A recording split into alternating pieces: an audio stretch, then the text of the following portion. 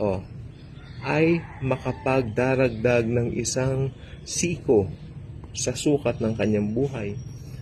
Kung hindi nga ninyo, last na po ito, kung hindi nga ninyo magawa kahit ang lalong maliit, bakit nangababalisa kayo tungkol sa mga ibang bagay?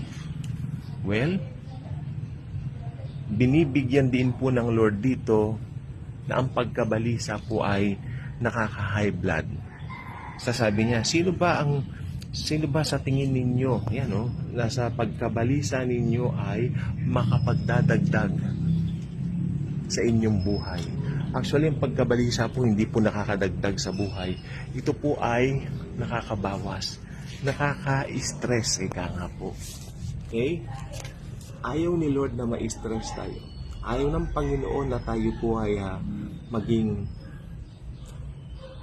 ang tawag dito, maging conscious masyado sa mga problema ng buhay.